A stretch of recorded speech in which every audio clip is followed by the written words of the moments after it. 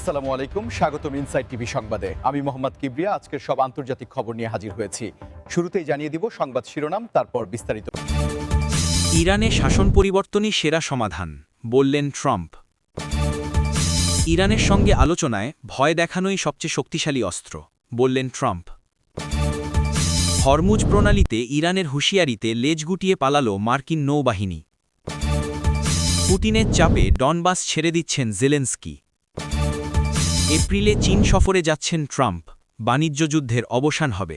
আসসালামু আলাইকুম, স্বাগতম জানাচ্ছি ইনসাইড টিভি সংবাদে। আমি মোহাম্মদ কিবরিয়া। এতক্ষণ শুনছিলেন সংবাদ শিরোনাম, এবার বিস্তারিত। মার্কিন প্রেসিডেন্ট ডোনাল্ড ট্রাম্প ইরানের বর্তমান শাসন ব্যবস্থা নিয়ে এক বিস্ফোরক মন্তব্য করেছেন, যা বিশ্বজুড়ে নতুন করে আলোচনার ঝড় তুলেছে। কারণ সম্প্রতি এক নির্বাচনী প্রচারণায় বা ঘরোয়া আলোচনায় তিনি স্পষ্টভাবেই উল্লেখ করেছেন যে ইরানের বর্তমান সরকারের পরিবর্তনই মধ্যপ্রাচ্যের স্থিতিশীলতা এবং বৈশ্বিক নিরাপত্তার জন্য সেরা সমাধান হতে পারে। ট্রাম্পের এই মন্তব্য এমন এক সময়ে এলো যখন তেহরান এবং ওয়াশিংটনের মধ্যে কূটনৈতিক সম্পর্ক তলানিতে ঠেকেছে এবং পরমাণু চুক্তি নিয়ে টানাপোড়েন চলছে। তিনি মনে করেন যে ইরানের বর্তমান নেতৃত্ব শুধুমাত্র তাদের নিজস্ব জনগণের ওপরই নিপীড়ন চালাচ্ছে না, বরং পুরো অঞ্চলের শান্তি বিঘ্নিত করছে। তাই তার মতে আলোচনার টেবিলে বসে সময় নষ্ট করার চেয়ে শাসন ব্যবস্থায় আমূল পরিবর্তন আনাটাই দীর্ঘমেয়াদী সুফল বয়ে আনবে।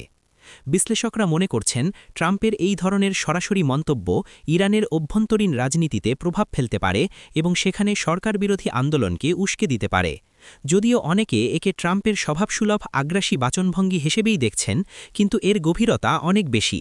কারণ মার্কিন পররাষ্ট্রনীতিতে রেজিম চেঞ্জ বা শাসন পরিবর্তনের ধারণাটি নতুন নয়, এবং অতীতেও আমরা দেখেছি রিপাবলিকান প্রশাসনের অনেকেই ইরানের ব্যাপারে কঠোর অবস্থান নিতে পছন্দ করেন। ট্রাম্প আরও ইঙ্গিত দিয়েছেন যে তিনি যদি পুনরায় ক্ষমতায় আসেন তবে ইরানের ওপর সর্বোচ্চ চাপ প্রয়োগের নীতি বা ম্যাক্সিমাম প্রেশার ক্যাম্পেইন আরও জোরদার করবেন, যার মূল লক্ষ্য হবে দেশটির অর্থনীতিকে এতটাই কোণঠাসা করা যাতে জনগণ নিজেই পরিবর্তনের ডাক দেয়। তবে আন্তর্জাতিক সম্পর্ক বিশেষজ্ঞরা সতর্ক করছেন যে বাইরের শক্তির প্রভাবে শাসন পরিবর্তনের চেষ্টা হিতে বিপরীত হতে পারে এবং এতে মধ্যপ্রাচ্যে আরেকটি বড় সংঘাতের সৃষ্টি হতে পারে। বিশেষ করে যখন ইরান রাশিয়া ও চীনের সাথে তাদের সখ্যতা বাড়াচ্ছে, তখন আমেরিকার এমন খোলামেলা হুমকি বিশ্ব রাজনীতিতে নতুন মেরুকরণ তৈরি করতে পারে।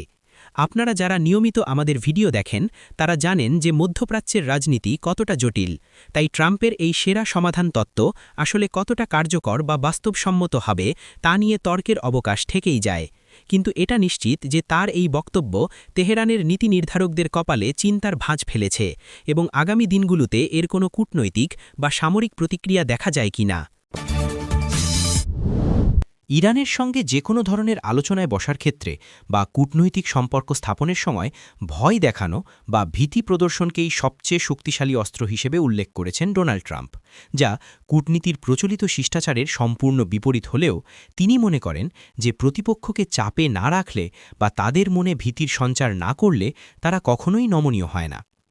ট্রাম্পের এই দর্শন তার গত মেয়াদের পররাষ্ট্রনীতির সাথে পুরোপুরি মিলে যায়, যেখানে তিনি ইরানের সাথে পরমাণু চুক্তি থেকে বেরিয়ে এসে কঠোর নিষেধাজ্ঞা আরোপ করেছিলেন এবং তিনি বিশ্বাস করেন যে একমাত্র শক্তির প্রদর্শনী এবং কঠোর পরিণতির ভয়েই ইরানকে আলোচনার টেবিলে সুবিধাজনক শর্তে রাজি করাতে পারে। তিনি তার বক্তব্যে উল্লেখ করেছেন যে ইরান যখন দেখবে তাদের অর্থনীতি ধসে পড়ছে এবং সামরিকভাবে তারা আমেরিকার সাথে পাল্লা দেওয়ার অবস্থায় নেই, তখনই কেবল তারা পারমাণবিক কর্মসূচি থেকে সরে আসবে এবং আঞ্চলিক প্রক্সি যুদ্ধ বন্ধ করবে। অন্যথায় মিষ্টি কথায় বা সাধারণ আলোচনায় ইরান তাদের অবস্থান থেকে এক চুলও নড়বে না। এই ফিয়ার ফ্যাক্টর বা ভয়ের মনস্তত্ত্ব ব্যবহার করে ট্রাম্প অতীতেও উত্তর কোরিয়া বা চীনের সাথে ডিল করার চেষ্টা করেছেন এবং তিনি মনে করেন ইরানের ক্ষেত্রেও এটি একমাত্র কার্যকর পথ। তবে সমালোচকরা বলছেন ভয় দেখিয়ে সাময়িক সুবিধা আদায় করা সম্ভব হলেও এটি দীর্ঘমেয়াদী শান্তি প্রতিষ্ঠা করতে পারে না, বরং এটি প্রতিপক্ষকে আরও বেপরোয়া করে তুলতে পারে এবং তারা গোপনে তাদের সামরিক শক্তি বাড়াতে উৎসাহিত হতে পারে। তবুও ট্রাম্পের সমর্থকরা মনে করেন মধ্যপ্রাচ্যের মতো জটিল জায়গায় নরম কূটনীতি কাজ করে না, সেখানে শক্ত হাতে রাশ ধরতে হয় এবং ইরানকে এটা বোঝাতে হয় যে আমেরিকার সাথে সংঘাতে জড়ালে তাদের অস্তিত্ব সংকটে পড়বে। এই প্রসঙ্গে আপনাদের মনে করিয়ে দিতে চাই যে আন্তর্জাতিক রাজনীতিতে পাওয়ার ডাইনামিক্স বা শক্তির ভারসাম্য সবসময় গুরুত্বপূর্ণ ভূমিকা পালন করে। আর ট্রাম্প সেই শক্তির ভারসাম্যকে পুরোপুরি নিজের দিকে টেনে এনে প্রতিপক্ষকে মানসিকভাবে দুর্বল করে দেওয়ার কৌশলকেই সবচেয়ে শক্তিশালী অস্ত্র হিসেবে দেখছেন। হরমুজ প্রণালীতে সাম্প্রতিক এক ঘটনায় বিশ্বজুড়ে চাঞ্চল্য সৃষ্টি হয়েছে, যেখানে ইরানের সামরিক বাহিনীর কঠোর হুঁশিয়ারির মুখে মার্কিন নৌবাহিনী তাদের অবস্থান পরিবর্তন করতে বা পিছু হটতে বাধ্য হয়েছে বলে বিভিন্ন আন্তর্জাতিক গণমাধ্যমে খবর প্রকাশিত হয়েছে, যা বিশ্বের অন্যতম গুরুত্বপূর্ণ এই তেল বাণিজ্যের রুটে নতুন করে উত্তেজনা ছড়িয়ে দিয়েছে। ঘটনাটি এমন এক সময়ে ঘটেছে যখন পারস্য উপসাগরে মার্কিন উপস্থিতি নিয়ে ইরান আগে থেকেই আপত্তি জানিয়ে আসছিল এবং তাদের দাবি ছিল যে এই জলসীমার নিরাপত্তা রক্ষার দায়িত্ব একমাত্র এই অঞ্চলের দেশগুলোর, বাইরের কোনো শক্তির নয়। প্রত্যক্ষদর্শীদের মতে এবং রাডারের তথ্য বিশ্লেষণ করে দেখা গেছে মার্কিন যুদ্ধজাহাজগুলো হরমুজ প্রণালীর খুব কাছাকাছি চলে এসেছিল, যা ইরান তাদের জলসীমার লঙ্ঘন বা হুমকির শামিল বলে মনে করে। ফলে ইরানের রিভলিউশনারি গার্ড বা IRGC তাৎক্ষণিকভাবে রেডিওতে কড়া সতর্কতা জারি করে এবং তাদের দ্রুতগামী স্পিডবোট ও মিসাইল বোটগুলো মার্কিন জাহাজের দিকে ধেয়ে যায়। এই পরিস্থিতিতে মার্কিন কমান্ডাররা বড় ধরনের সংঘাত এড়াতে বা কৌশলগত কারণে তাদের জাহাজের গতিপথ পরিবর্তন করে নিরাপদ দূরত্বে সরে যাওয়ার সিদ্ধান্ত নেন, যাকে অনেকে লেজ গুটিয়ে পালানো হিসেবে অভিহিত করছেন, আবার অনেকে একে কৌশলগত সংযম বলছেন। তবে বিষয়টি ইরানের জন্য একটি বড় মনস্তাত্ত্বিক বিজয় হিসেবে দেখা হচ্ছে, কারণ তারা বিশ্বকে দেখাতে সক্ষম হয়েছে যে তাদের জলসীমায় তারা কতটা কঠোর এবং আমেরিকার মতো সুপার পাওয়ারকেও তারা চ্যালেঞ্জ জানাতে প্রস্তুত। হরমুজ প্রণালী দিয়ে বিশ্বের মোট তেলের 1/5 পরিবাহিত হয়, তাই এখানে সামান্য উত্তেজনাও বিশ্ববাজারে তেলের দামে আগুন ধরিয়ে দিতে পারে। আর ঠিক সেই কারণেই মার্কিন নৌবাহিনীর এই পিছু হটা বা সরে যাওয়াকে বিশ্লেষকরা অত্যন্ত গুরুত্বের সাথে দেখছেন। তারা মনে করছেন আমেরিকা হয়তো এই মুহূর্তে মধ্যপ্রাচ্যে নতুন কোনো যুদ্ধ শুরু করতে চাইছে না, বা ইরানের মিসাইল সক্ষমতাকে তারা গুরুত্বের সাথে নিচ্ছে। কিন্তু এই ঘটনা প্রমাণ করে যে পারস্য উপসাগরে আমেরিকার একছত্র আধিপত্য এখন আর আগের মতো নেই এবং ইরান যে কোনো মুহূর্তে তাদের চ্যালেঞ্জ জানাতে পারে। এপ্রিলে ডোনাল্ড ট্রাম্প চীন সফরে যাচ্ছেন এবং এই সফরের মধ্য দিয়ে দীর্ঘদিনের মার্কিন চীন বাণিজ্য যুদ্ধের অবসান হতে পারে বলে জোরালো সম্ভাবনা তৈরি হয়েছে। গত কয়েক বছর ধরে বিশ্বের 2 বৃহত্তম অর্থনীতির এই দেশের মধ্যে শুল্ক ও পাল্টা শুল্কের লড়াই বা ট্যারিফ ওয়ার চলছে, যার নেতিবাচক প্রভাব পড়েছে পুরো বিশ্বের সাপ্লাই চেন, প্রযুক্তি বাজার এবং সাধারণ ভোক্তাদের উপর। তাই ট্রাম্পের এই সফরকে ঘিরে ব্যবসায়ী মহল এবং বিনিয়োগকারীদের মধ্যে ব্যাপক আগ্রহ ও আশার সঞ্চার হয়েছে। জানা গেছে এই সফরে 2 দেশের মধ্যে একটি বড় ধরনের বাণিজ্য চুক্তি বা ট্রেড ডিল স্বাক্ষর হতে পারে, যেখানে চীন আমেরিকা থেকে আরও বেশি কৃষিপণ্য ও প্রযুক্তি কেনার প্রতিশ্রুতি দেবে এবং বিনিময়ে আমেরিকা চীনের পণ্যের উপর থেকে উচ্চ শুল্ক হার কমিয়ে আনবে। ট্রাম্প নিজে এই সফরকে ঐতিহাসিক হিসেবে উল্লেখ করেছেন এবং ইঙ্গিত দিয়েছেন যে শি জিনপিংয়ের সাথে তার ব্যক্তিগত সম্পর্ক এবং দীর্ঘ আলোচনার ফসল হিসেবেই এই বাণিজ্যের অচলাবস্থা কাটতে যাচ্ছে। আপনারা হয়তো জানেন এই বাণিজ্য যুদ্ধের কারণে ইলেকট্রনিক্স, অটোমোবাইল এবং কৃষিপণ্যের দাম বিশ্বজুড়ে অস্থিতিশীল ছিল।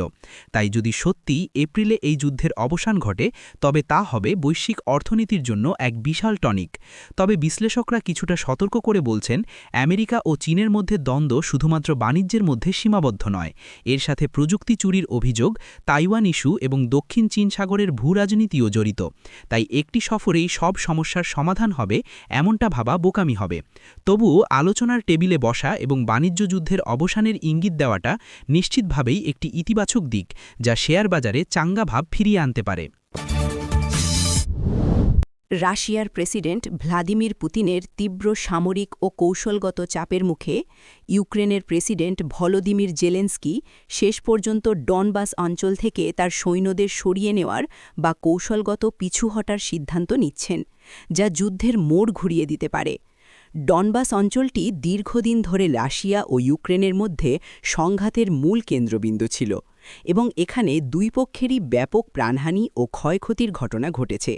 কিন্তু সাম্প্রতিক সময়ে রুশ বাহিনী তাদের আক্রমণের তীব্রতা এতটাই বাড়িয়ে দিয়েছে এবং আর্টিলারি ও বিমান হামলার মাধ্যমে ইউক্রেনীয় ডিফেন্স লাইনকে এমনভাবে গুড়িয়ে দিচ্ছে যে জেলেনস্কির সামনে সৈন্যদের জীবন বাঁচানো ছাড়া আর কোনো পথ খোলা ছিল না।